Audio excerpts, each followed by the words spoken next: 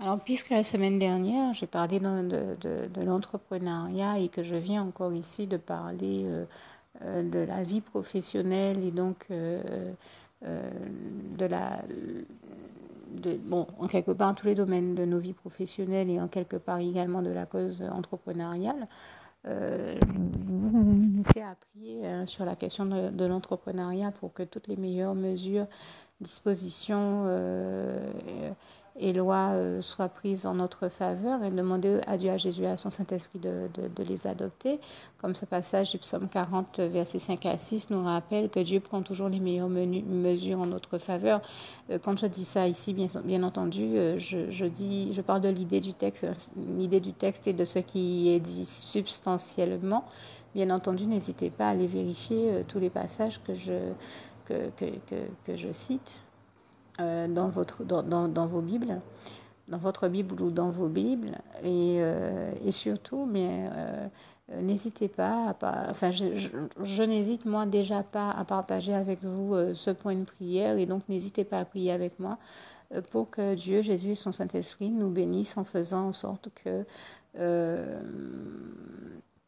on ne perde pas de vue qu'un entrepreneur, un chef d'entreprise est aussi un être humain et qu'il s'agit pour lui d'avoir droit à tout ce à quoi a droit un être humain, et notamment une accessibilité aux soins médicaux et à tout autre soin auquel tout autre être humain a droit. Je le dis parce que dans notre système actuel, dès qu'on crée son entreprise, qu'on devient un auto-entrepreneur ou encore un micro-entrepreneur, puisqu'on a légiféré il n'y a pas longtemps pour qu'il y ait pour que ces deux statuts soient cumulés, eh bien, dès qu'on devient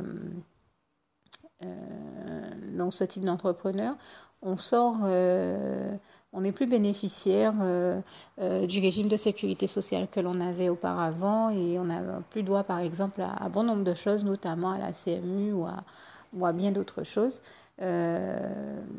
Et donc, on n'est plus dans la situation où on peut se permettre d'avoir... j'ai envie de dire, on n'a plus les mêmes droits en matière de santé, pour résumer. Je peux faire des erreurs dans ce que je dis, mais je suis sûre que vous comprenez ce que je dis pour l'essentiel.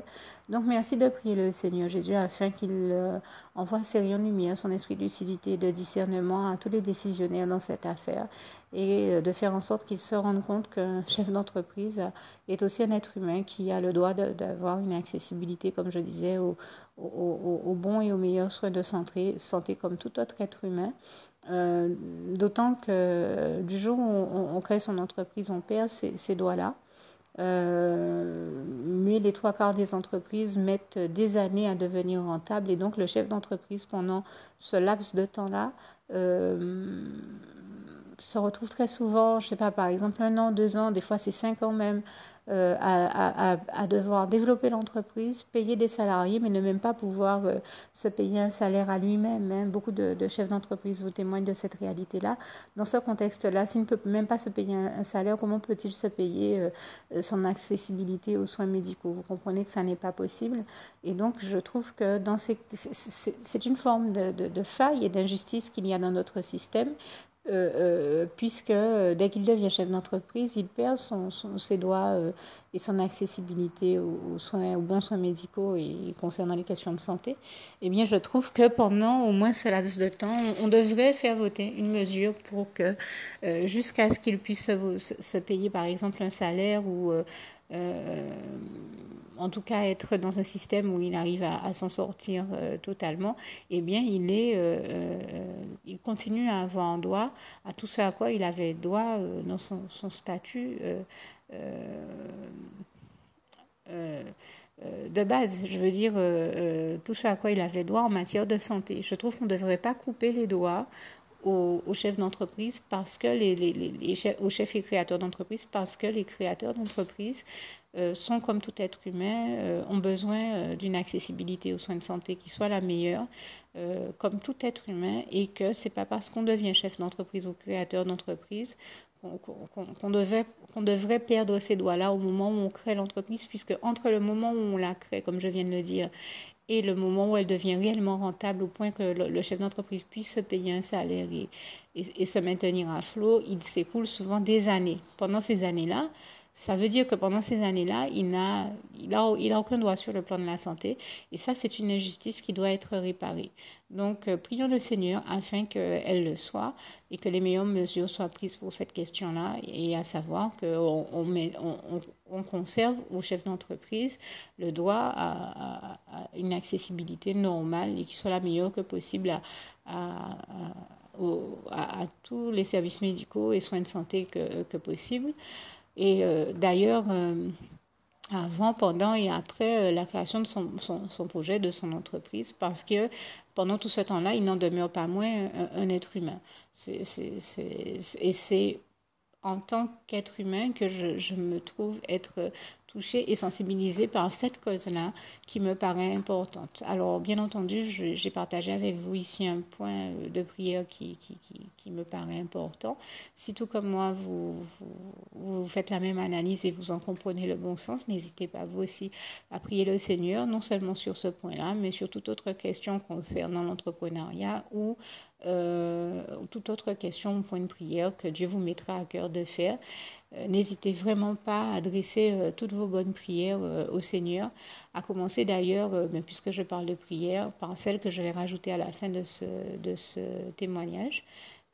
Si vous ne l'avez jamais faite auparavant, n'hésitez pas également à la faire et à la partager puisque le Seigneur Jésus nous apprend à partager les uns avec les autres, non seulement à nous aimer les uns les autres comme il est écrit en Jean 13, versets 34 à 35, mais aussi à partager les uns les autres. C'est un principe de Jésus qui nous enseigne à partager les meilleures choses les uns avec les autres.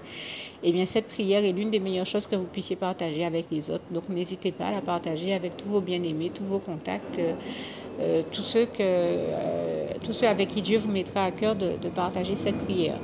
Que Dieu vous garde et vous bénisse tous. Et je termine avec ce passage biblique si cher à mon cœur de Philippiens 4, verset 7. Que la paix de Dieu qui surpasse toute intelligence garde vos cœurs et vos pensées en Jésus-Christ. À bientôt.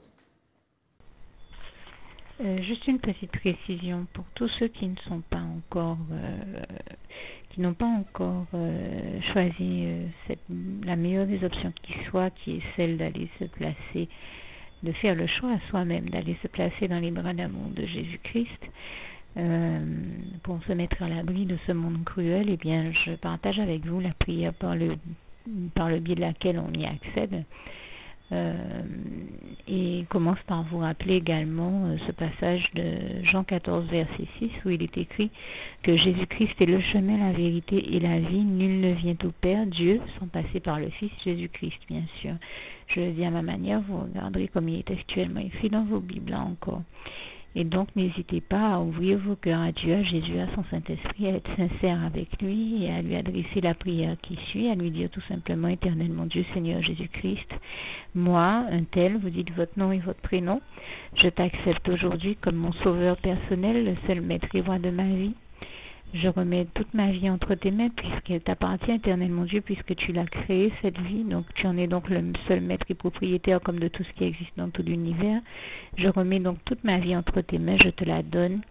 Merci, Éternel mon Dieu, aussi de permettre que cette vie que tu m'as donnée continue à être à ta gloire et que je continue à te servir, à t'appartenir pour l'éternité, d'éternité en éternité. Merci aussi, Seigneur, de faire que je continue donc à te servir et à t'appartenir pour l'éternité, d'éternité en éternité. Et aussi, Seigneur, de m'accorder la grâce de ton pardon et de ta miséricorde pour tous les péchés que j'ai commis tout au long de ma vie, jusqu'à la date d'aujourd'hui incluse. Et c'est au nom puissant du Seigneur Jésus-Christ que j'ai fait cette prière.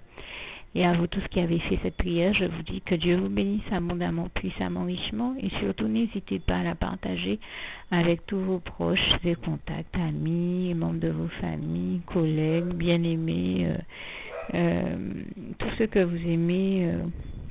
Et surtout tous ceux à qui Dieu vous mettra à cœur, avec qui Dieu vous mettra à cœur de la partager.